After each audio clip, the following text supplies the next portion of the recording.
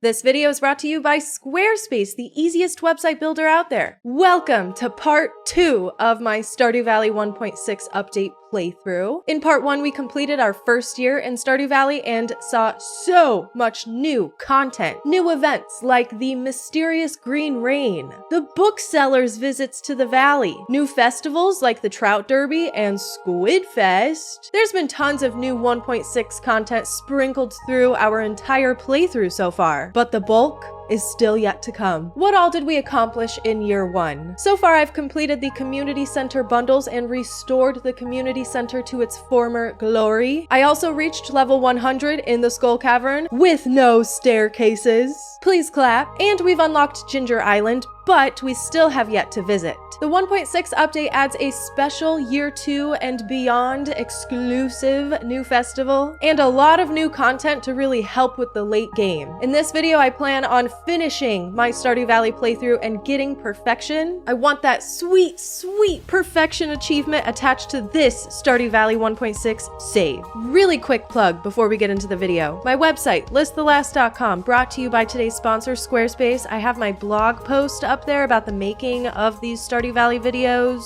It's kind of just like a fun, cute little thing that I do, so go check it out. I didn't make a blog post about the first video because I was preoccupied with other things, but it's up now. If you've ever thought that you need a website for whatever reason, but you just don't know where to start, Squarespace is the perfect service for you. I use my website to put gaming related information on there. I do my cute little blog on there, but you could use a Squarespace site for just about anything. It's a great place to sell products or services, put up a restaurant menu, display a portfolio. Squarespace has tons of great templates to help you get started, as well as their newest feature, Squarespace Blueprint, where you can customize your template down to the exact pages that you want from the get. It makes the already incredibly user-friendly experience that Squarespace offers even easier. If you're an online seller or looking to become one, Squarespace is a great place to set up shop. Squarespace makes online selling easy with detailed analytics, third-party extension integration, and flexible payments with not only credit cards, but PayPal, Apple Pay, and Afterpay and ClearPay in eligible countries. They have great tools for not only online retailers, but for in-person services as well. Have your clients make appointments and send them invoices directly through Squarespace. If you're jealous of my super cool website and you're looking to get one yourself, go to squarespace.com for a free trial. When you're ready to launch, go to squarespace.com/listthelast or use my snazzy code listthelast and you'll get 10% off of your very first purchase of a website or domain. Let's jump in and see what all is left to discover. So, year 2,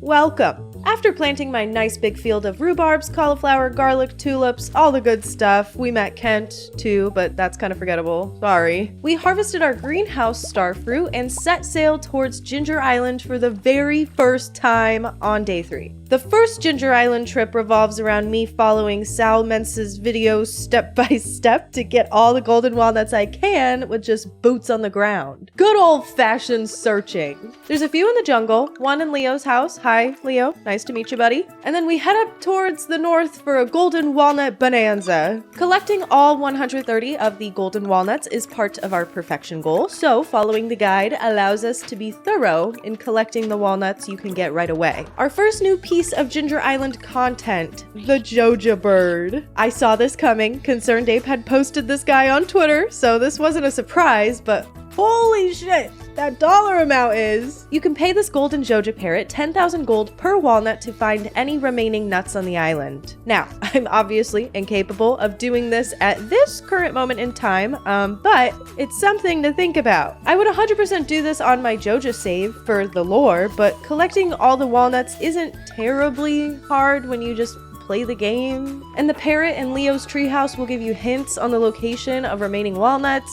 It's cool to have this, but I'm not sure if I'm gonna need it. Anyways, I went to town on the nuts tonight, unlocked the west side of the map. I even did the little listening game on my first try without recording it. I got enough walnuts to unlock the farmhouse, planted my melon seed because that is actually the only seed I remembered to bring, and then headed to bed. I'm not sure how many walnuts I collected thus far, but it's nothing to scoff at, I'll tell you that much. That night, the abandoned Jojamar opened up too. Wow, what a way to start off year 2 with a bang. I'm probably not going to get around to this anytime soon, but it's open. The bulk of spring of year 2 was sort of consumed by Ginger Island activities. There is definitely some new stuff to do in spring of year 2 specifically, and boy, we will get to that. But I'd like to tell you all about my Ginger Island progress. We got our walnuts from Birdie's quest after giving her the pirate's locket, and then started on some of the miscellaneous walnuts. As in the walnuts you can get from being in certain areas and doing certain things. My first time in the volcano was great. So many nuts, dragon teeth, oh my, love it. On level 5 I unlocked the shortcut and bought the warp totem recipe, and hey, new book alert. I'll have to remember to bring diamonds next time. Maybe. I decided to push through and just get up to the top on my first run here just so we could, get some of these walnuts that are chilling up here. And I wanted to go ahead and enchant a weapon real quick and, unlock that. Haymaker. I now get more fiber from slashing weeds and even some hay. Great. Okay, time to open the gate and search for more nuts. We managed to scrounge up enough nuts to unlock the Parrot Express, and through things like secret notes and fishing for the island fishies and cracking open our first golden coconut, we got our nut count up just enough to get into the bone zone. What is this place actually called? The dig site. Let's get this professor out of here and make some headway on the fossil donations. Throughout spring, I was able to amass quite the collection just from doing normal stuff. The specialized fossils will come at a later date. And unlocking a new area, of course, means more walnuts. What else went on Ginger Island? Well, I got enough walnuts to unlock quite a bit of things just from doing stuff like farming, Muscle Beach, the volcano. The big frog enjoyed all the little seeds I grew for him, the melon, the wheat, the garlic. We got a ton of walnuts from that and unlocked the beach resort, thus allowing us to venture off into the Pirates Cove area. Lots of new nuts here. Thank you, Miss Mermaid Lady. I forgot my fishing rod. Shoot! Had to go grab that real quick, and boom, walnut. Double boom, stingray, and Pirates Cove walnut. We'll come back when the pirates visit another time, but I'm super excited because we just have 2 more fish left in the fishing collection. The legend and the mystery fish that I still have yet to discover. I didn't check to see if I could get into the walnut room in spring, but I bet if I did, I would have been able to. Truthfully, there was too much going on this season, even outside of Ginger Island. The Desert Festival. You heard me right. The Desert Festival. Starting in year 2, every spring, 15, 16, and 17, a festival is held in the desert. This is by far my most favorite part of the update so far. Oh, this is good. Everything looks just so fun. What the heck? Who is this chef? He's gonna make me something special?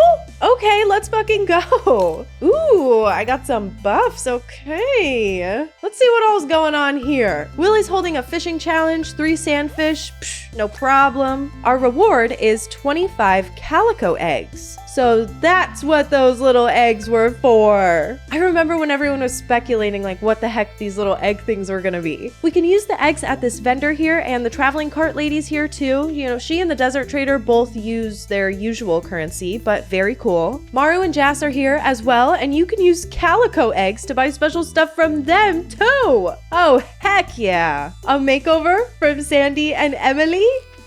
Ooh, kinda ugly. Not gonna lie, ladies. Hey! Who is this suspicious guy? Pick a racer and their next race will be a real stinker. It only costs 1 calico egg.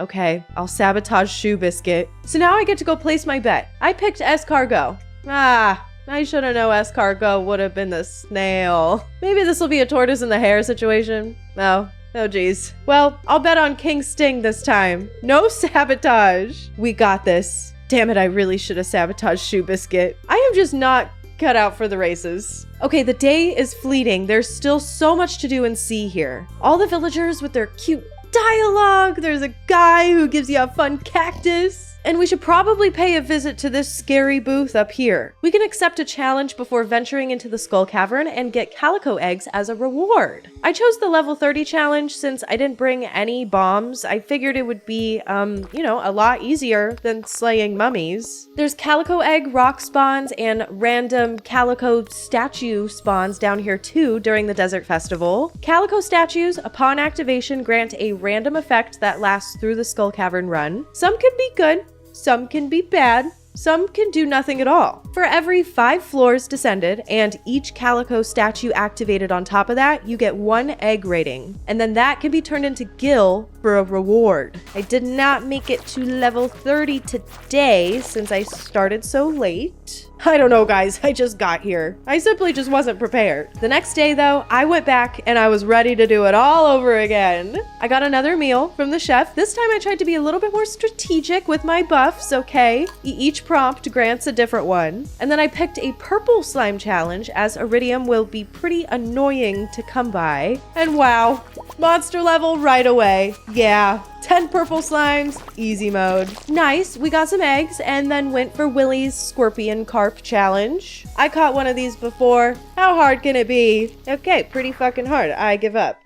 I wanted to make sure I got to everything, and yeah, look, I missed something my first day. This scholar guy. If you answer all of his questions correctly, he'll give you eggs. And I had to make sure to check out who was selling stuff since the townie vendors change every day. I'm sad to announce, though, you can only get 1 cactus per year. I'm also sad that Gil mocked my egg rating. Okay, dude, I didn't go down very far in the Skull Cavern, but can you cut me some slack? 1 egg? That makes me feel like a pathetic loser. That is essentially the Desert Festival. We still have 1 more day left of it before it closes, so I went back and did a little challenge moment quickly. Having bombs means I can slay mummies, and slay them I did, babes. We descended a lot farther today. Got quite a few calico statues activated, and even our first dinosaur egg.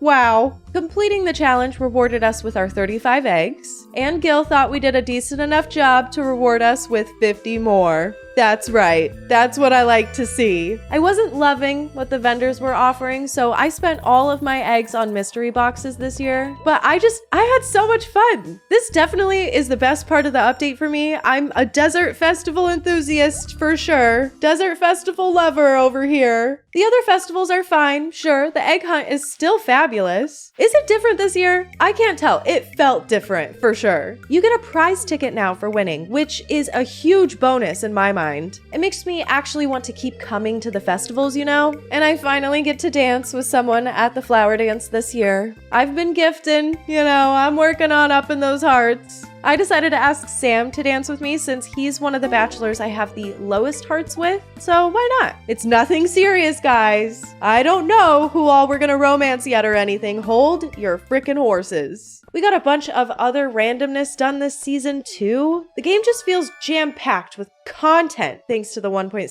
update. I feel like I'm running around all over the damn place. I finally have money for the bookseller, so I'm buying up books I haven't read yet and trading in the extras for miscellaneous items. Love it. My dino egg I got from the Desert Festival was all incubated and hatched. First dino. My shed got upgraded to the big boy. We're doing pretty well with money making too. I started thinking about getting another pet since we can do that in 1.6. And my heart is set on the turtle. I can even give him a cool rocky bowl. I don't know. I just feel like that fits him and the environment. I don't know. The next time I have some spare G's, you know where I'll be. This season, I decided to dedicate more time to aiding our little raccoon neighbors since I was sort of half-assing it last year. They give out pretty fun rewards too, like this raccoon journal book. Weeds have a greater chance to yield seeds.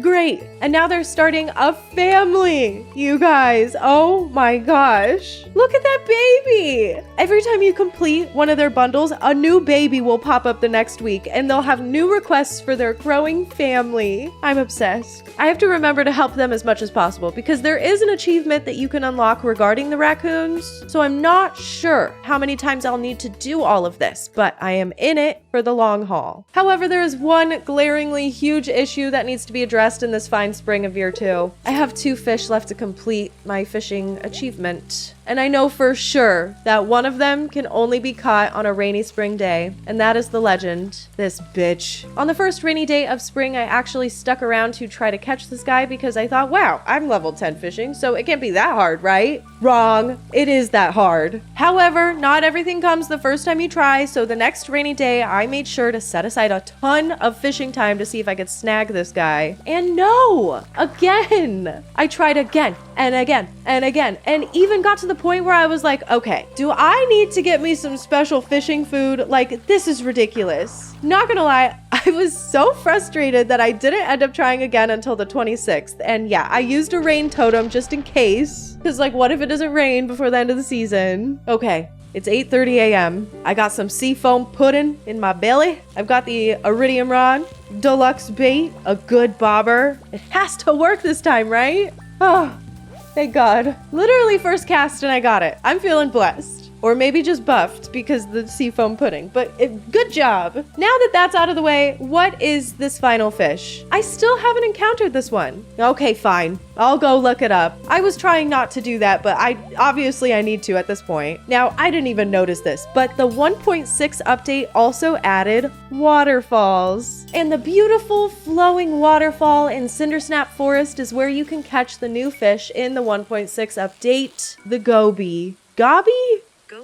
Goby. Thank you, Google. That was easy. Yay! Master Angler Alert. That is our first completed collections tab. God, what a great day. Millionaire achievement and my fishing star drop came in the mail. We are just loving life over here. And then that night, after gaining 10 combat, my last level 10 skill in the game, we got a prompt the next day. You sense that a new way is open. Well, I have stuff to do. Girl, it's the last day of spring, so I'm gonna leave that to the summer. I don't have time to do all of that this very second. I have to decide if I'm gonna keep these giant crops or not. And I have to plan out how they would potentially look on my farm if I did keep them. It's very mentally taxing, and it will surely take me all day for some reason. Okay, let me hurry the hell up and get all these seeds planted so I can figure out what's going on. I went with star fruits, melons, and a few flowers this season.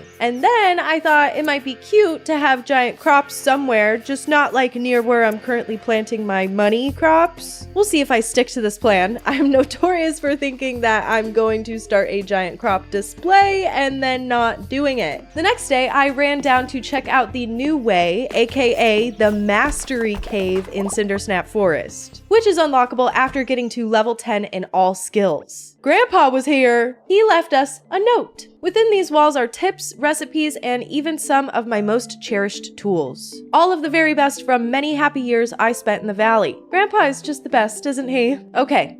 Let's figure this out. The final path. We have some stars on the bottom here, and on the wall are these little plaques with pictures of each of the skills. So basically, there's a lot here, but here's how it works. You continue to gain experience after you master all 10 of the skills, but instead of the XP going towards those individual skills, XP is collected in total all together as the final path, quote unquote. We need to continue to do stuff and things, increase our mastery level, and then we can start claiming all of these fun rewards. So this is what Grandpa was alluding to in the new secret note. Cool. I basically putzed around for a while until I had amassed enough points to reach a new level of understanding. And then I went to the cave and saw, okay, yeah, there's our first star, but now, which mastery do I claim? I'm a little overwhelmed. I decided to go with foraging. I can't really explain what my thought process was or anything like that. I just decided to pick one, I think, and I'll get them all eventually, right? We'll get there. We got 2 new recipes, the Mystic Tree Seed and the Treasure Totem. And then the last reward is the ability to find golden mystery boxes, which have really good shit in them. Way better than what's in the regular mystery boxes.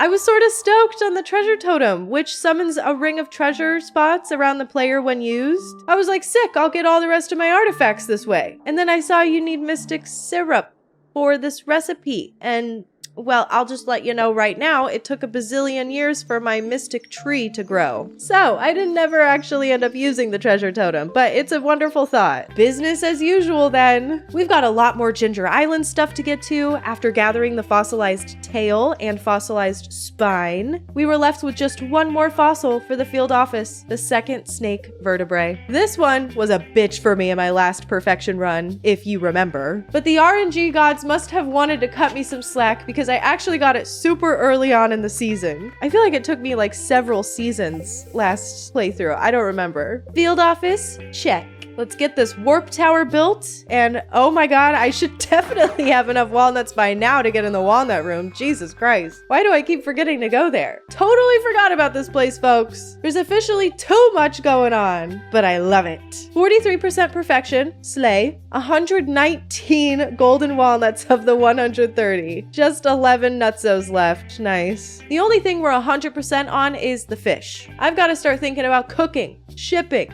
museum completion, obviously. And then the crafting recipes always take me a while too. While I'm here, I'll grab a key quest. I need to start getting key gems to buy those crafting recipes. Oh boy. Skull Cavern Invasion, my favorite.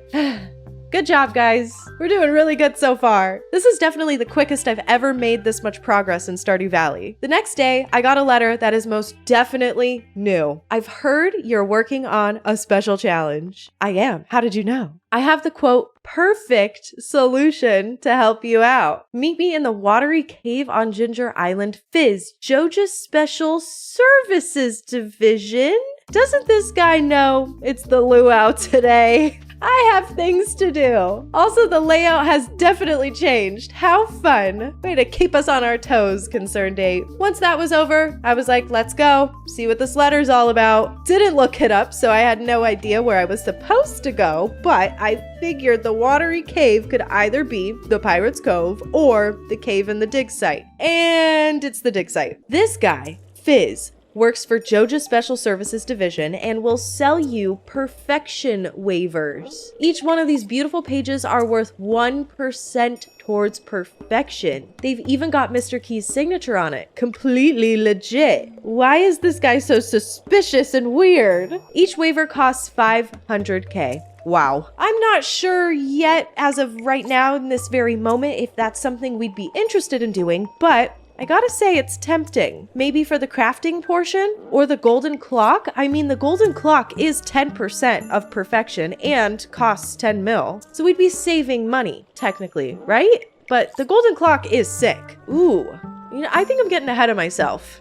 I just simply don't know yet, but this is definitely making the game very interesting. And no matter what, I'm gunning for the new perfection achievement. So, remind me about this later. We have too much to do to be dilly-dallying though. Let's move on to my major accomplishments in summer year 2. The raccoon family. Man, they just won't stop growing, will they? This is a great reward. Fairy dust? Hell yeah! We bought the star drop from Krobus and started asking people to be our GFs and BFs. Yes, I have indeed been keeping up with my gifting. I only have a few walnuts to go, and just like last time, the banana walnuts are going to be dead last because I just now planted my first banana tree. I'm also trying to get a head start on my ancient fruit kegging empire. Our first wine shed has been constructed, and now it's up to us to gather all the necessary ingredients to craft kegs and plant as many ancient fruit seeds as possible, mostly on Ginger Island. We'll do starfruit wine up until that project starts to come together, but probably not for much longer after the summer. I didn't think I would actually get around to doing the Skull Cavern Invasion Key Challenge, but by golly, I did it. I mean, my first attempt motivated me enough to try again. Who dies on level 85? That is just rude. Why is my Skull Cavern luck so ass in this save? No, I just gotta get down to level 100 with the super scary monsters by any means necessary. Staircases are acceptable in this circumstance. And I used the hell out of them here. But yeah, I died, unfortunately. I didn't lose anything at all, really, and the next day was good humor, so I went again. I spent every penny I had on bombs and traded in for all the spicy eel and staircases I could before going down again. By the way, this is what the skull is for. You know how you can toggle between the dangerous mines and the regular mines after doing Key's Danger in the Deep challenge? Same thing here for the Skull Cavern. Neato. I had kind of insane hole spawns this run. You know how I feel about holes. And then I cheesed the latter half with all my beautiful handy-dandy staircases before reaching level 100 again, claiming my key gems and energy tonic. Okay, I had 42 gems to spend. What did I spend them on, you may ask? Well, a key hat and a fish tank. Yup. I wish I could go back in time and ask myself why I would do that. But that's one secret I guess I'll never tell because I don't remember. I could have used literally any crafting recipe. Nope, I didn't get any of them. I didn't even decorate the fish tank until like several seasons later. The next big thing I wanted to knock out was the JojaMart missing bundle. During the green rain, I had Robin build me a fish pond so I could get some caviar. I could fish for the roe thanks to the new special power in 1.6, but I have some spare sturgeon. So I think this will just be easier for me, more passive. Also, I had a queen of sauce today and the TV is not working. I better get a rerun, Green Rain. What the hell? How did I get sturgeon roe one day later? Is this possible? You know what? I won't complain. Into the jar you go. Our first baby dino gave us our first dino egg, so the dino mayo is cooking, but I got a little impatient here. I sprinkled my fairy dust on the caviar so I could donate this batch. Not even a full bundle, so was that necessary? Can't say that it was. Behind the scenes, I've been cooking up something good. At the start of summer, I only had a few donations left to give to Gunther in the museum, so I've been going out and finding said artifacts and minerals while I've been doing all the other shit. I finally was down to just one artifact, the prehistoric skull, and then 3 minerals, fairy stone, star shards, and helvite. Using the predictor, I determined that it would be best to go hunt for their respective geodes rather than cracking open assloads of omnis. If you're unaware, the Stardew predictor tells you what's gonna be in all the geodes you crack ever. So this is very useful for saving time and headache when you only have a couple of the gems left. I was close to getting a helvite through omni geodes, so I did grab that before hunting down the geodes that I needed. Star shards down. The last one is the fairy stone, which can be found in frozen geodes. I truthfully flew too close to the sun. I was trying to crack open omnis until right before I needed to do frozen geodes because I have so many omnis, and I was too lazy to go get like 30 frozen geodes or whatever. But I miscalculated how many omnis I needed to crack and missed the fairy stone. I am not joking. I fucking suck. This time, I'm not playing around. No more trying to game the system. Let's keep it straightforward. I needed 40 frozen geodes before I would crack open my next fairy stone.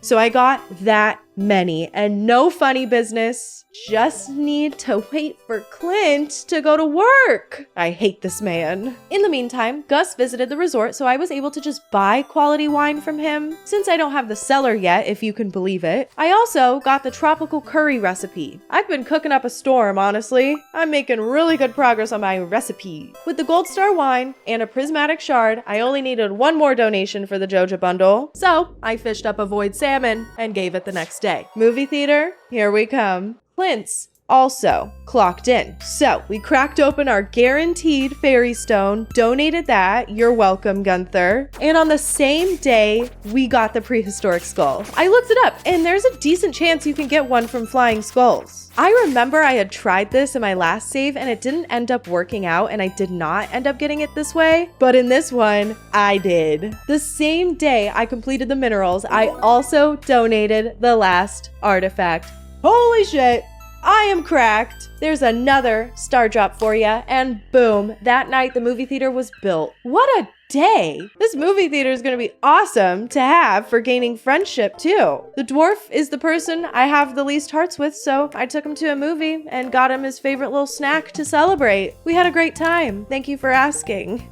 The second mastery perk I chose was Mining Mastery. It comes with 2 crafting recipes, the statue of the Dwarf King, holy shit, that's a lot of iridium bars, and the heavy furnace. Also, gem-bearing rocks now grant twice the gems. I got all my bars smelted and crafted that sucker, and it gives out really great perks. More ladders, bombs don't damage you. More ore. Like, who doesn't want more ore? I just have to remember to activate the statue each day before I go to the mines. And I didn't get around to crafting any heavy furnaces this season, but oh my god, this thing is so amazing, especially for late game. You put in 25 ore and 3 coal each time, and it comes out with 5, sometimes 6 bars at a time. At this point, I'm like, this is the best mastery perk, but That was until I got to the next one, Combat Mastery. The 2 crafting recipes are wild. Mini Forge does exactly what you think it does. Instead of going to the volcano to forge, you can do it yourself at home. DIY, girls. I didn't craft this until way later. And the anvil too. The anvil allows you to reforge trinkets. What the heck are trinkets? And why do we need a new equipment slot for them? Trinkets are equipable items that each have their own little benefits. Mostly combat related. Some are like familiars, yeah.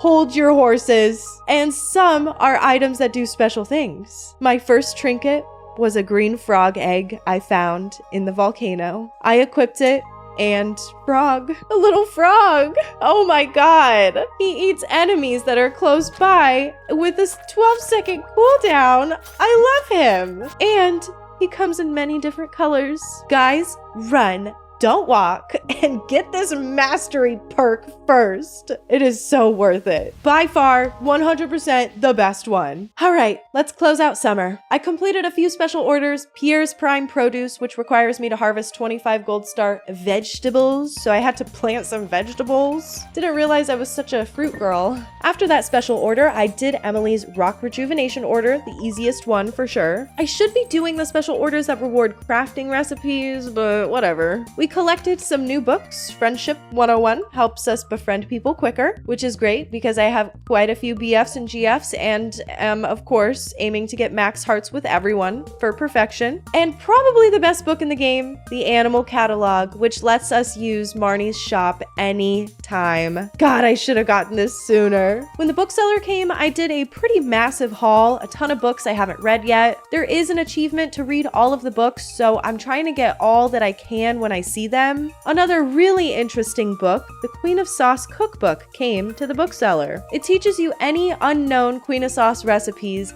Hell yeah. This is amazing to just get it out of the way. And I think I missed the rerun of the recipe that I had missed during the Green Rain too. So thank God I got this. And now I don't have to check my TV ever again. By the end of summer, I had cooked most of the recipes that I could. Some I was missing ingredients for, and others I still have yet to unlock through friendship. That's another perfection achievement we're progressing on slowly but surely. I did also buy my second ever pet.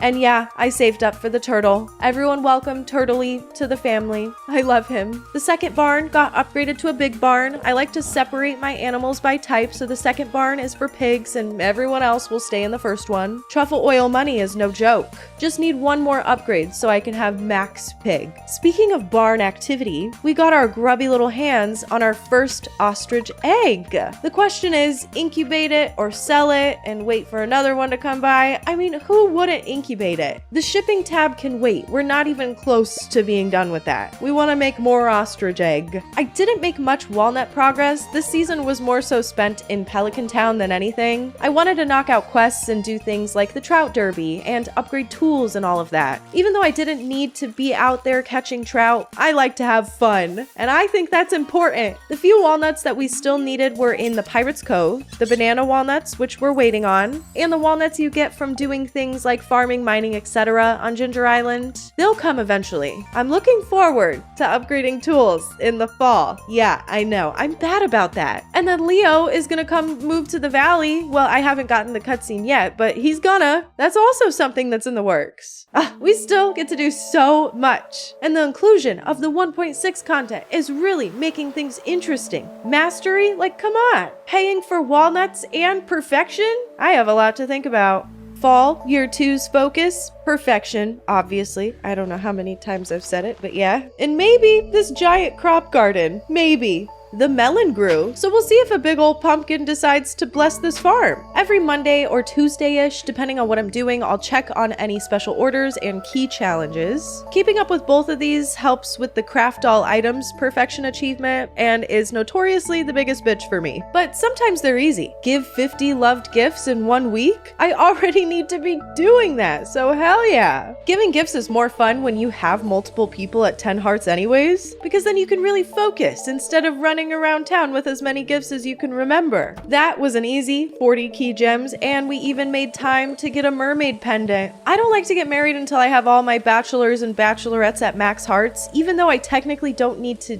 date everyone. Having people at only 8 hearts is very ugly to look at in the friendship tab. I like it to look really full and complete. Now, up until this point, I hadn't consulted the patch notes at all for this 1.6 playthrough, but I wanted to make sure I romanced somebody who potentially had any changes in cutscenes or dialogue, so I did some investigating. Maru has a change in her 14 heart event, so Maru it is. Yay! I love her! I've never married her before, so I'm not sure what I'm looking for in the 14 heart event, but I'll keep my eyes peeled. I also upgraded my house again so that we could have all the babies once we do get married. Leo's finally moving to the valley to join society. Good for him. And our ancient fruit empire is looking pretty sexy, gotta say. Pretty early on in the season, we harvested our first banana and obtained the very last of the 130 walnuts. Feels good to be done with yet another thing. Guess I didn't need the Joja parrot after all. It's good to have the option, but I'm sort of seasoned at walnut collecting at this point, so it wasn't something I felt inclined to splurge on. We're upgrading tools. Our ostrich has hatched and will give us eggs soon. I traded in some key gems for recipes. Our first mystic syrup came in. Another house upgrade is in the works. We've got a lot going on in the background. On top of that, I'm trying to set up the money-making empire in the form of ancient fruit wine. I don't take money advice from Shawny-Doo anymore after he tricked me because I'm gullible, so I'm sticking with the tried and true ancient fruit wine method and starfruit and whatever randomness until I'm ready to fully commit, just because it takes a while for it to all grow in. Doing math is hard and I'm bad, so that's where I'm placing most of my bets. That and pigs and all the other random income sources. I'll be honest, sometimes I do miss out on the special orders, but this season I'm committed to completing them most of the time. Kill 50 dust sprites? Easy. I can always use more coal. I'd love to get the Danger in the Deep key quest soon because I prefer that version of the mines for the most part, but also for easy squid ink. I need squid ink for shipping and for the squid ink ravioli. But since it doesn't seem to be happening yet, I'll throw some squid in my pond and see what happens. I totally forgot that I took a key challenge to ship 100k of cooked items, so I was like, what the hell is this fresh triple shot espresso? Did I just make it like really good this time? No, the items you cook during this quest say fresh so you can tell the difference. I looked it up on Reddit and a popular method for completing this quest is to buy an assload of wheat flour and then use that wheat flour to make bread. And since I prefer to get things done quick, I'll go ahead and drain the wallet just to get it over with. I like key gems. So it took me a couple days. I had to wait for some money to come in. I'm also trying my very best to keep up with the raccoons' demands, okay? They're demands at this point. Jesus. Maybe they need to request some birth control. No. Okay, I kid. Okay, it just always sort of falls to the wayside. So I'm trying to make space to find whatever they ask me for, and they do give really cool rewards. We could put so much stuff in fish tanks now in 1.6. I love it. I should help these guys out more often. What else am I thinking about? Oh, this polyculture achievement. Ugh. This has been a struggle. I didn't grow and ship 15 of every crop as the seasons went by, so I'm depending on the seed maker and the greenhouse to grow and ship 15 of everything. It's a lot. Luckily, I can plug my save into the perfection tracker to see what all I need, but yeah, this is taking a while. Grow crops as you go, kids. I'm also waiting on these fruit trees to come in. I need several fruit for my shipping tab and for recipes. Goddamn, I really wish I got the fruit bats. I had to ask on Twitter what this new item in the shipping tab was since it wasn't on the wiki, and you guys told me it was raisins. 5 grapes in the dehydrator makes raisins. Duh. Also, the Junimos apparently love raisins, but we'll get more into that later. Now, if we're going for all cooking recipes, which is a part of perfection, we need to increase our hearts with 2 people, Sandy and Kent. I need the recipe for both Tomka soup and the super meal. Sandy was easy. Her birthday is in fall, so I used my Star Drop tea on her to raise her hearts astronomically. Wowza. That helped a lot. Now, Kent. He's so forgettable, but I'm determined. It's just gonna take a while. We're working on that as well as raising friendship with everyone else. Having the key to the town is very helpful. Not so much at night when people are sleeping, but it's making gifting a lot easier. Also, for things like doing special orders, because I can waltz right into Robin's at 6:30 a.m. and give her 80 hardwood. I did attend the Stardew Valley Fair this fall, and using stuff I randomly had lying around the farm, I managed to score first place yet again. The wheel was good to me, so I was able to get my fedora and rare crow this year. And just for fun, I threw the rest on green again, but, well, we just won't talk about that. I was attempting to do the 4 special stones key challenge, and I'm pretty sure you used to be able to just give him 4 prismatic shards, but no. It was patched where you need to actually go collect 4 prismatic shards. I went all the way to level 100 in the Skull Cavern, again, bombing my way through and didn't get a single one. At least I got a ton of iridium ore out of this excursion. It wasn't totally pointless. And even a new trinket summons a level 4 parrot companion who grants you a very high chance to find gold coins when slaying monsters. I am obsessed. I love the trinkets so much. My squids still haven't inked, but my first apricot and cherries are finally here. These are fabulous for my collections tab, both shipping and cooking since I needed an apricot for fruit salad. This week's special order was to collect 100 pieces of bone for Gunther. After clearing out the boneyard, I was like, yeah, probably need to go slay some skeletons or something. But coincidentally, we got the key challenge that I've been waiting for. Danger in the deep. The mines have been reset with dangerous levels. Hallelujah! We have 1 week to get down to 120, but what I'm most excited for is the sweet, sweet squid ink drop from the Squid Kid. So much for the squid pond. We don't need you anymore. We can finally take care of that in the shipping collections tab and the squid ink ravioli. Now that everything's been shipped, we're left with just one more item in this tab. The spring onion. I know. Why the fuck of all things do I still need a spring onion? Well, I tried my darndest to get one in both of the springs I've been in, but I kind of forgot and only checked maybe once for them in the forest ever. So now I'm screwed. There's none coming to the traveling cart. I'll probably have to wait until next spring, which just sucks. I could buy the last percentage if it comes to it, but let's be real, why would I do that? 500k or a spring onion? Like, come on.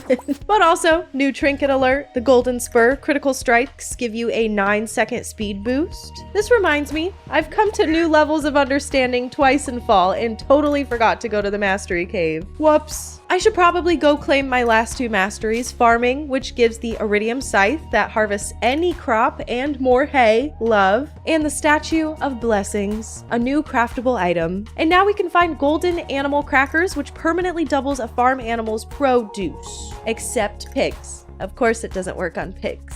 Fishing Mastery grants the Advanced Iridium Rod, which allows us to attach 2 bobbers at the same time. And Challenge Bait. A perfect catch yields triple the fish. However, each time a fish escapes the fishing bar, the catch is reduced. Gonna be honest, I did not use this once. Also, golden fishing chests. And that's it. We're done with Mastery. I liked this a lot. Mastery is definitely up there for my favorite parts of the update. I think it was fun and has definitely made the late game more interesting. We'll just say that. I am sad to report that I didn't ever get our good friend Kent up to 7 hearts. I tried my best. I would go out of my way to talk to him every single day, give him 2 love gifts, obviously. I even took his ass to the movies. But no, 6 hearts at the end of fall. The super meal is the last recipe I need. We'll get there. I hate these goddamn ghosts, the ones in the dangerous mines. They're so evil. How they throw up goo on you that makes you unable to eat anything. I still have a few days to get down to the bottom and get all the bone, but that's all I really had left to do before the end of the season. For whatever reason, I don't know what compelled me to do this. I decided to bring over a few things for the raccoons, and the most fucking insane thing ever to happen happened. My reward was a fucking spring onion. I was shitting my pants. Like, what? A spring onion of all things? And it's the thing I needed the most in this very moment. Like, what? I shipped that puppy ASAP. No dilly-dallying. And then I was like, This is a little sus. This is too good to be true. Yeah, on the wiki it says that the 6th request and beyond has a chance to grant you 1 unshipped item. Still, that's pretty lucky that I got that. Go me! Now I don't ever have to think about spring onion ever again. I'm a happy girl. That night, I knocked out a few levels in the mines using staircases on the ones with the stupid puke ghosts and headed to the Spirits Eve festival. I am happy to report that this festival looks different in year 2 as well. How fun! The maze is slightly different and everything. Leo's in here. Sam looks scary. Is this new? Anyways, I made it through and headed home to claim my full shipment achievement the next day. We're not off the hook yet though. I said hi to Kent one last time before fall was over, and yeah, still 6 hearts. It was worth a shot. Let's get some staircases and hurry on down to 120. It really didn't take long, but my goal was to get down as quick as possible so that I could go back and farm bone fragments for Gunther's special order. And now we can toggle the dangerous mines at any time. As I was bone farming, I got another trinket. They just won't stop coming. A level 2 fairy companion that can heal in combat situations. Swag. Trinkets have varying levels, by the way. That's why the anvil exists. I think you can randomize their traits and levels through that. It took me all day, for whatever reason, to get all my bone fragments. Thank God for the key to the town. Otherwise, I would not have been able to drop all this off. Also, Gunther, please. The museum's not even open. You don't need to be at the counter. We did it, folks.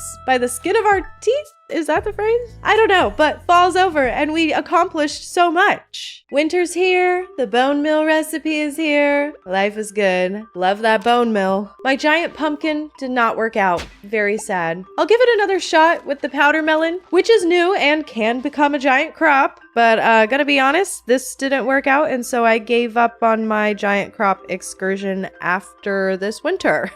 Now, let's do a perfection check-in. I'm missing all 4 obelisks on my farm and the golden clock, which is purely just a money grind. My Ginger Island farm is now full of ancient fruit crops, so as I am waiting on those to grow in, I'm also buying up what I need for more kegs and building another keg shed on my farm. Thank God for the heavy furnace. It makes smelting go by just so much faster. For the cooking achievement, all we're waiting on is Kent's letter, but we were already at 6 hearts with him, so that came pretty early on in the season. Once we had that, we were officially gourmet chefs. Since I decided to marry Maru, I'm knocking out her cutscenes, which are very romantic and so cute. I love a woman in STEM. And I can't forget to give out the last of my gifts this season. I'm on track to get full hearts with everybody in the valley before the end of year 2, as long as I stay on top of my gifting duties. Taking people to the movies as well, you know, that helps too. For the crafting achievement, I have to stay focused on taking special orders when I can, some of which reward the crafting recipes I need, and key challenges so I can buy up the crafting recipes in Key's shop. Sometimes I forget which special orders reward crafting recipes though, so I end up doing the ones I don't technically need to do by accident. I guess I could have also used the new challenge bait for the tropical fish special order, but the bait maker is still very legit. I am loving this new rod though. Having 2 bobbers is great. But whatever, I didn't need to do this special order in the first place. These next few achievements have nothing to do with perfection per se, but I still did them anyways. Polyculture, ship 15 of every crop. We're finally done there. And then a new achievement, read all books. Also, it's so funny that besides the books, the only thing I have left in this tab is the spring onion mastery. Spring onions are gonna haunt my dreams now. I felt like I had purchased all the books I could from the bookseller, so I went ahead and looked up what I had left on the wiki. The diamond book. I knew about that one. There's also a book inside the back room of the Adventurers Guild. Definitely wouldn't have found this one on my own. 50% discount on Marlin's item retrieval service. That's nice. And then there's one hidden in a secret pathway just up from Clint's house. You need upgraded tools to get to it, but the alleyway buffet book increases the chances of finding items in the trash. Also, another secret area is up north where the bookseller is, and you can find a prize ticket up here. We love prize tickets, don't we, folks? I got another Star Drop tea from the prize ticket dispenser and this very cool cow decal. Crafting. Oh boy, my favorite. I feel good with how much progress I'm making, so I decided to start crafting up just about everything I could. I also started collecting the more random recipes like the deluxe rare crow. You receive a letter in the mail about it after gathering all the rare crows. The Island Trader sells the recipe for deluxe retaining soil. Check. And then Robin's Resource Rush awards the stone chest recipe, so I took that and was like, okay, let me just buy it. I'll need stone eventually. Right? I know I'm rich, but like, I'm not that rich, so I didn't need to be this lazy. I could have done a quick couple mine excursions and bombed my way through this one, but I was traumatized from not completing it the last time I took the special order, so I blew some cash on it. Fuck it. I still need quite a few key gems for recipes too. I took the Extended Family Key Challenge, the one where you fish up all the new versions of the legendary fish. And even though that damn glacier fish and legend gave me a hard time again, I got it done in one day. We love the new rod and the new bait in 1.6. Maru and I's romance is blossoming. I got the cutscene with Marilda, her robot creation that turns sentient and flies off into space. And then I decided it was time to pop the question. It's time to make it really official. I also really want that last star drop, you know, the 14 heart one. Until then, I'm working on miscellaneous stuff. Something new that popped up this winter: fish frenzies. I was minding my business, decorating my farm one night, and a lingcod frenzy started in the mountains. It's essentially just a spot where you can catch an assload of whatever fish is in that frenzy. That's neat. As I was upgrading my tools, I noticed that you can upgrade the pan, which is new. There's a lot of perks to upgrading it, so I did it all the way to iridium, and you can even enchant it now. Very cool. At this point, all of my tools are upgraded all the way, so I guess I'll do the trash can. We'll see if I remember to upgrade it all the way. The Festival of Ice is still worth going to for the prize ticket, but I was a little too lazy to participate in Squidfest this year. I think I was just a little preoccupied. You know, I was making my farm cute and giving gifts.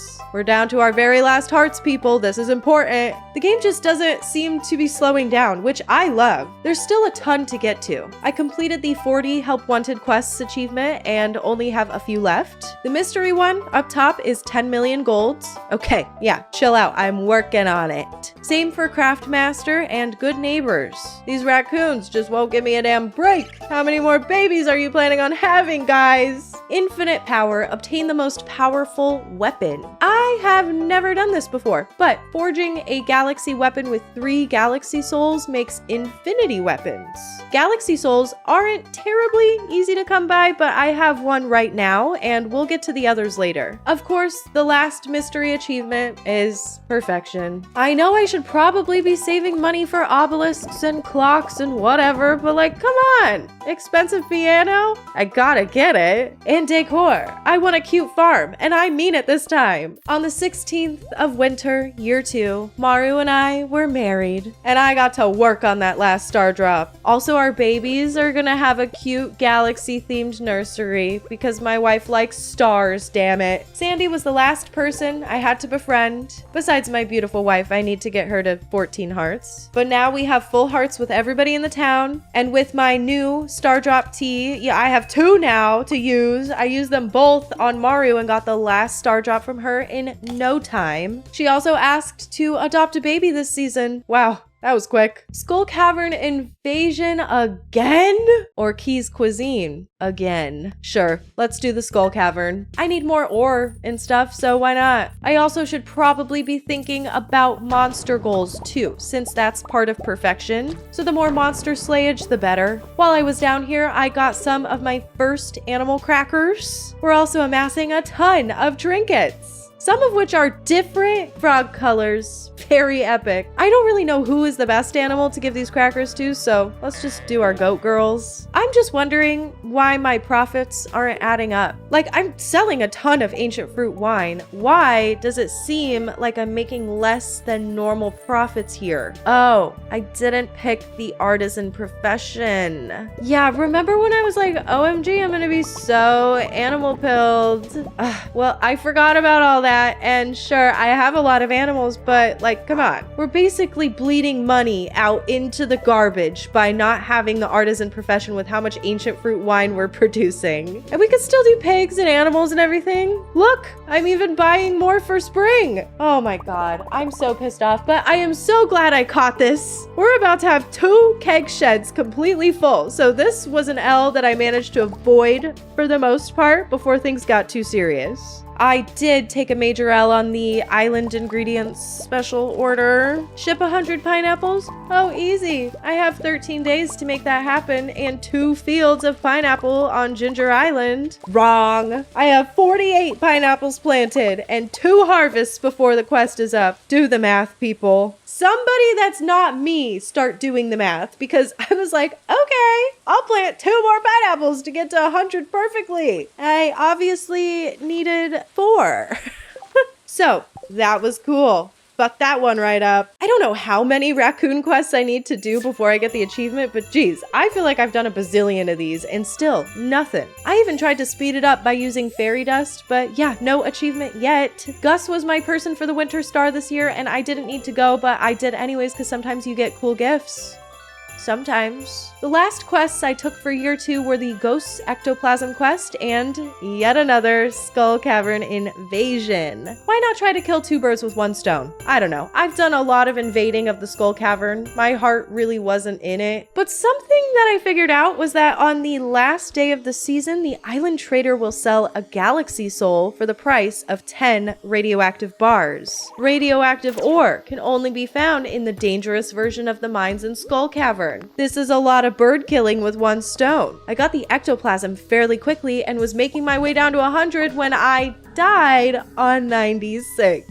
Can't make this stuff up, folks. That is a lot of iridium. Ugh. The wizard got his ectoplasm at least, and on the last day, I had just enough radioactive bars to buy my 2nd galaxy soul. Just 1 more to go for the infinity blade. And if you can believe it, I still went back on the last day with tons of bombs and staircases. My mining statue buff to get more ladders and shafts, and luck on my side, and I got to level 100 at 6:40 p.m. Holy shit. That was cool. I'm not gonna lie. I really don't even know how I did that. I feel like a cool guy. I can't believe it, but that was my 2nd year in Stardew Valley, and there's still more to do. The first day of year 3 brings Grandpa's candle evaluation. Is that 4 candles I see? Kinda. Behind the trees? Hell yeah, it is. And the money-making saga continues. I took a special order to plant and harvest and ship 100 potatoes before the season is up, so I made sure to incorporate that into my planting. I know it's not a special order that rewards a crafting recipe, but neither of these are, so I did this just for fun. I made space towards the bottom of my farm for several more crop fields too. I now have tons of ancient fruit coming in weekly on Ginger Island as well. Those go straight into the keg sheds, which are both full.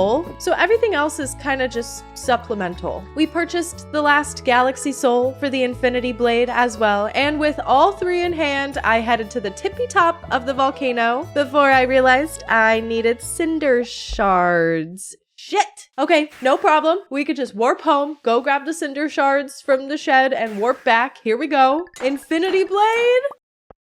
Huh? I need to do it 3 times total? Well, it makes sense, but I need more cinder shards.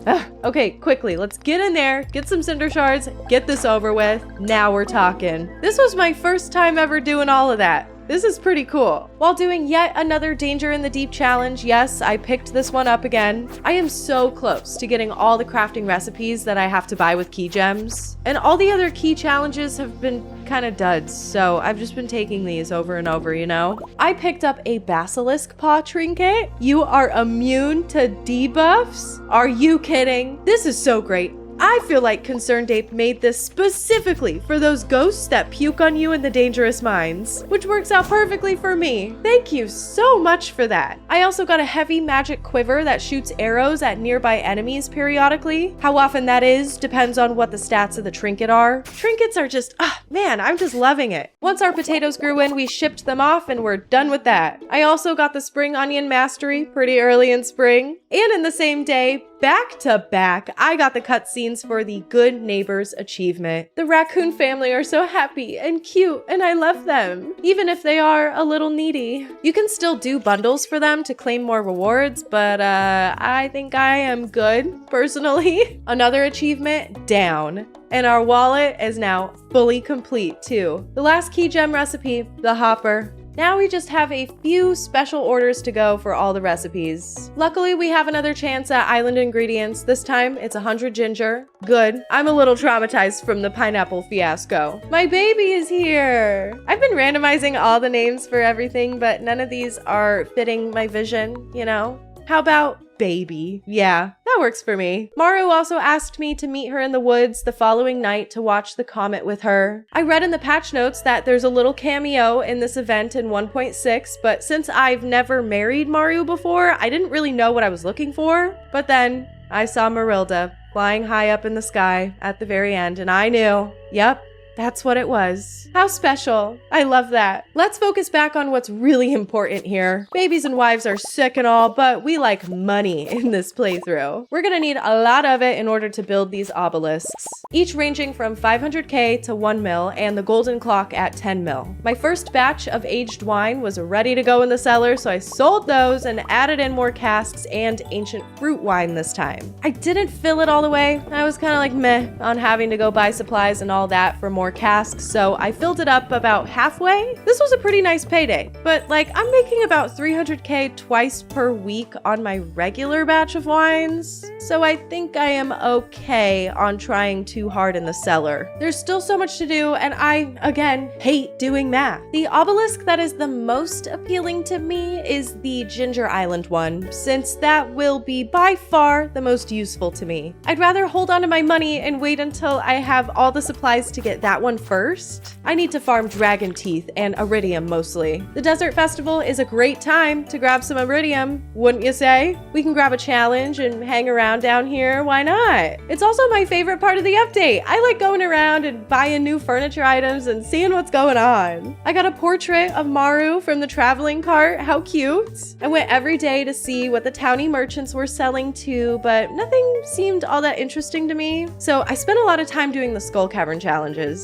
I did forget to get my free cactus this year, which I am very sad about. I actually was able to get almost every obelisk built this season, believe it or not. I got all the dragon teeth I needed relatively quickly and built the Ginger Island obelisk. Yay. The second one was the one that warps you to the beach. The supplies for that were very easy to get. The last obelisk that I built in spring was the mountain warp. This is also the same time I realized I forgot to go get the statue of perfection from Grandpa's shrine. You know, the one that spawns iridium ore every day for free. Anyways. The reason I didn't get to the desert obelisk in spring is actually not the 20 iridium bar quota or the 1 million gold. No. It was the damn cactus fruit. I didn't collect enough and realized this too late before I planted any cactus seeds in my greenhouse. I was sad because it would have been really cool of me to get all these constructed in the same season, but some things are just bound to slip through the cracks. Another thing I fell short on this spring, craft all recipes. Barely though, let me explain. Now it may seem like I've been doing nothing but obtaining recipe after recipe after recipe after recipe on special orders, but I still had more to go. Juicy bugs wanted 100 bug guts for our dear friend Willie, and in exchange, we get the quality bobber recipe. I'm just glad he's happy. Island ingredients,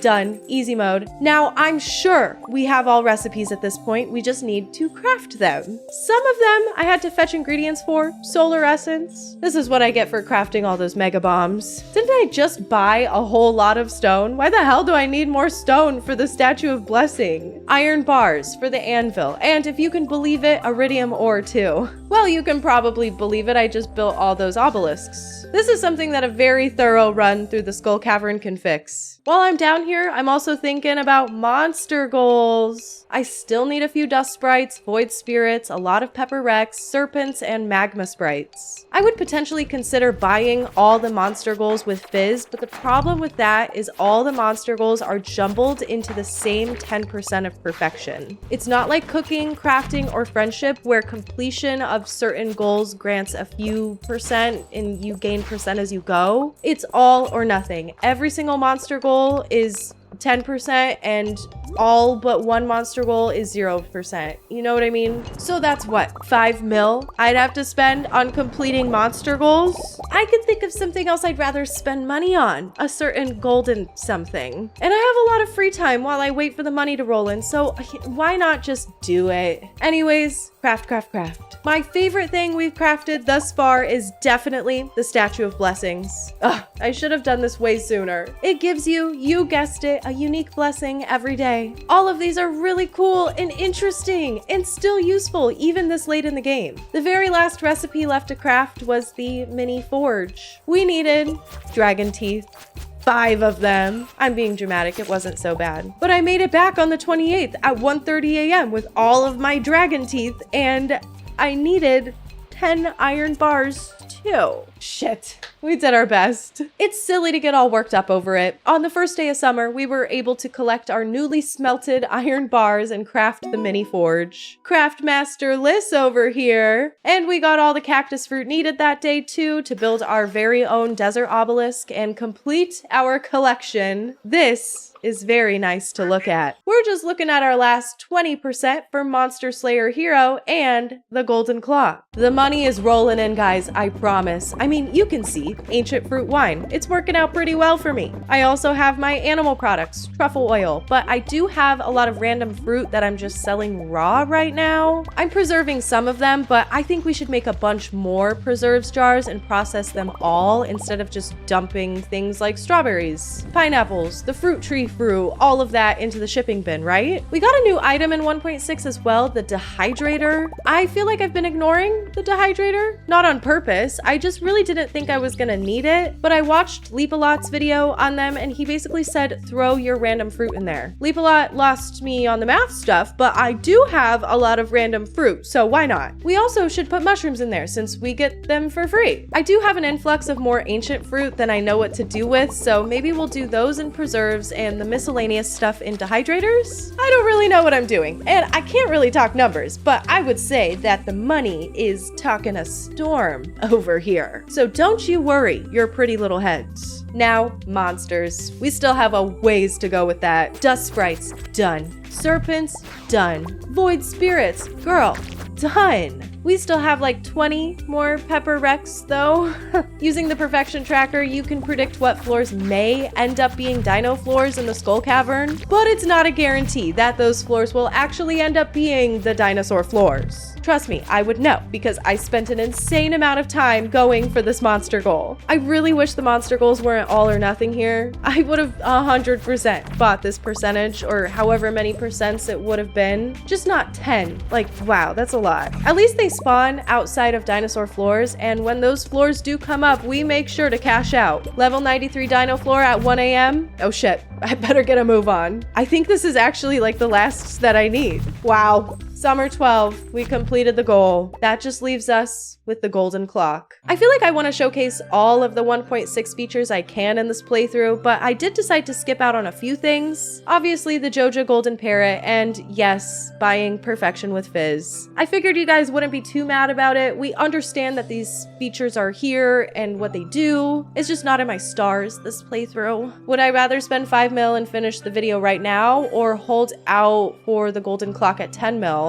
Which we're not that far away from, and get all the golden clock perks? I say we just keep doing our thing, make our money, and hit any features that I haven't gotten to yet. Decorating. So, we got over 200 new pieces of furniture in 1.6 and some new catalogs. I still don't have the regular catalog, so I'm gonna go buy that real quick. I know I should save money, but I need something to do while I wait for all these wines to come in. I love all the fabulous things you can do with the fish tanks now. I've never paid attention, so I don't know how much you could do before, but you can put a ton of cool things in these guys. Probus sells a new wizard catalog for 150k in his shop, and it's genuinely so good. Like, there's so many excellent options in here. I also added some new rooms to my house. I've never actually done all of this before. Decorating is new to me in Stardew because I never care enough to do it, so this is fun. I love looking at what people on Reddit make and stuff, and I got a lot of inspiration from there, and it's just a good, fun time. The traveling cart will sometimes sell the Junimo catalog for 70K with a ton of green, leafy Junimo-y furniture, including little Junimo guys themselves. I figured this would be perfect for decorating my Ginger Island hut and a little tea room in my regular house. The traveling cart will also sometimes stock the retro catalog for 110K with retro furniture.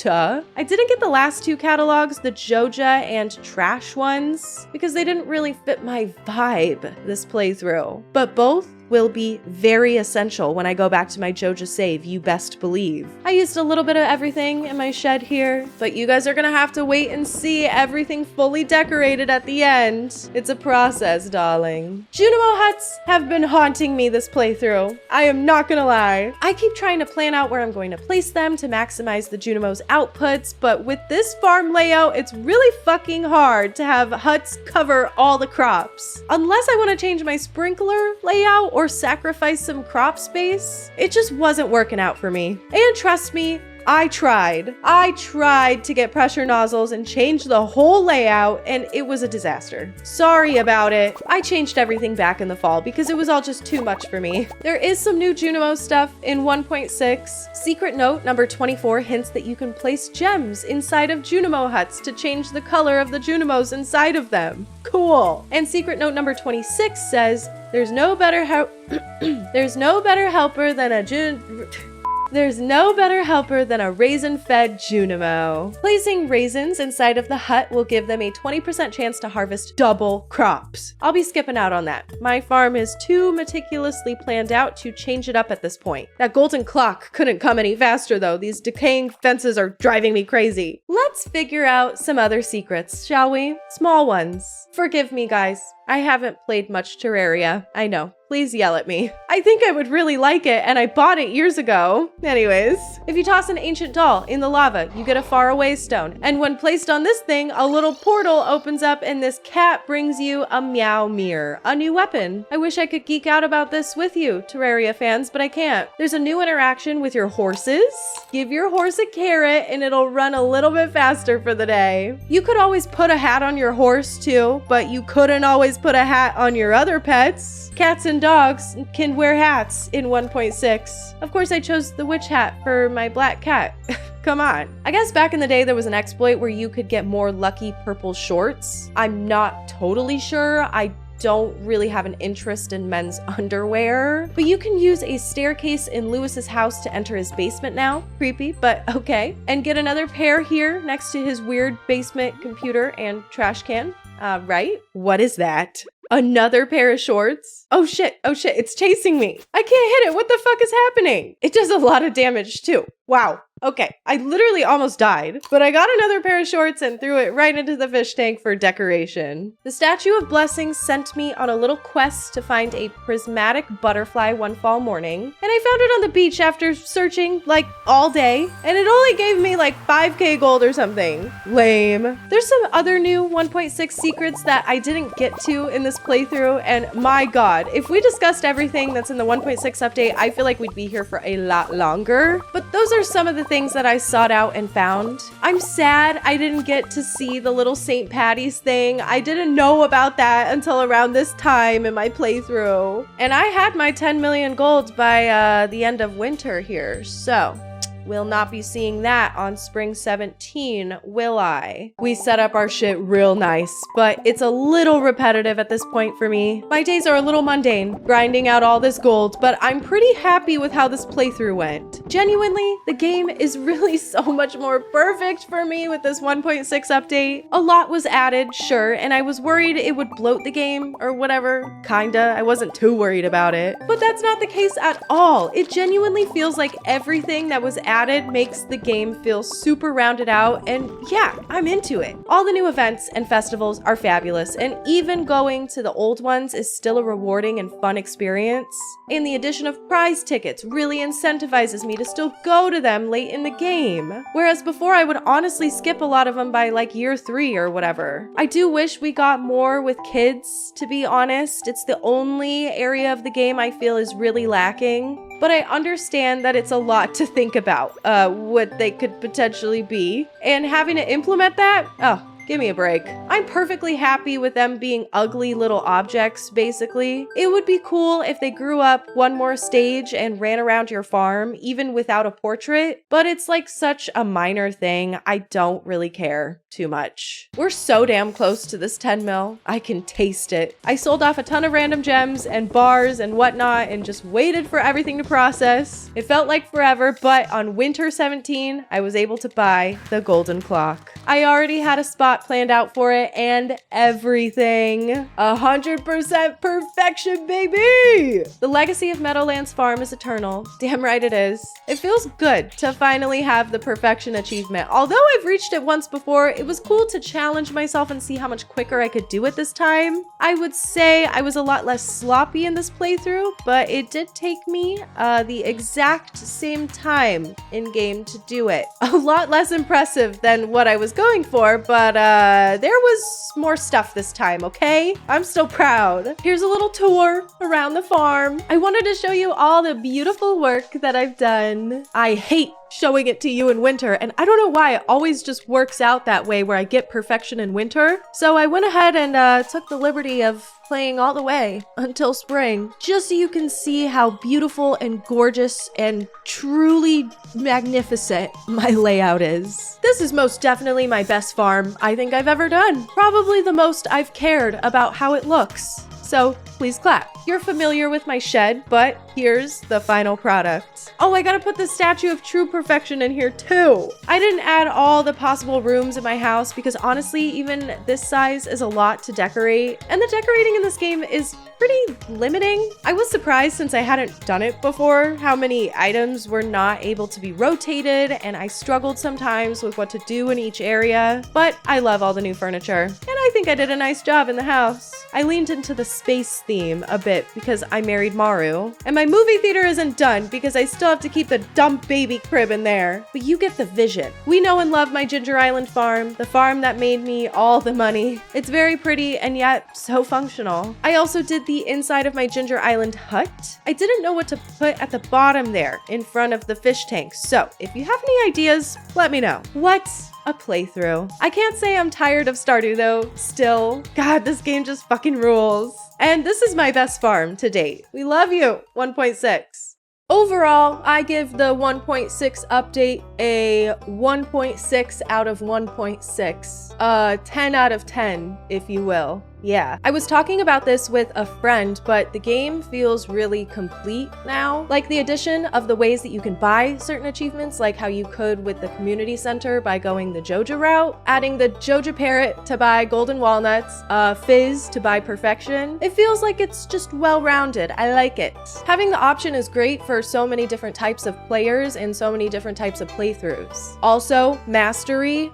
Muy bien. I always felt like you gained skills too quickly in Stardew Valley and thought maybe the developer would do like some XP balancing or something to mitigate that, but I think that mastery is actually a great solution. If he changed skilling too much, I think that it would frustrate his existing player base and make the whole game just so drastically different, and I think that that would be a little annoying for experienced players. So adding in mastery perks and levels is very awesome, and it works really well, in my opinion. You know, just perfect decisions all around. I love the new festivals and events. I love the new fiber event, the Green Rain. So awesome. It's essentially just like a fiber farming extravaganza. The Desert Festival. The Desert Festival. Love it. Perfect festival, no notes. Trout Derby and Squidfest, I love them. Especially Squidfest, I think helps a lot with the lull that we might experience more in the wintertime. I don't know.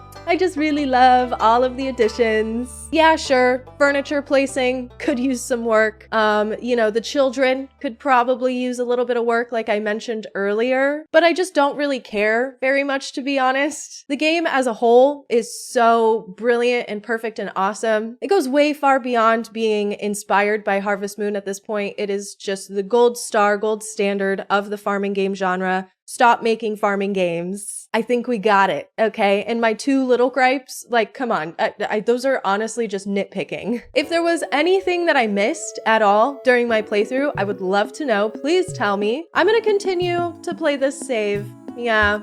I think I still want to figure out if I can put Junimo huts somewhere or replan my farm layout or something. But now this is like my official the save. Like this is that girl. I loved it. I don't know. I had so much fun. Couple quick things. I was on the Nintendo podcast recently. If you want to go watch that, I feel like I did a pretty good job. I actually was voted viewers' favorite from every guest, so it was kind of like a big deal. I also posted a vlog of my time in New York City while filming that podcast, so feel free to check that out on my second channel, Liss Pill. Hope you're having a great day and you continue to do so, and I will see you in the next one, which is going to be my big video on all the Sims on handheld. Okay, bye!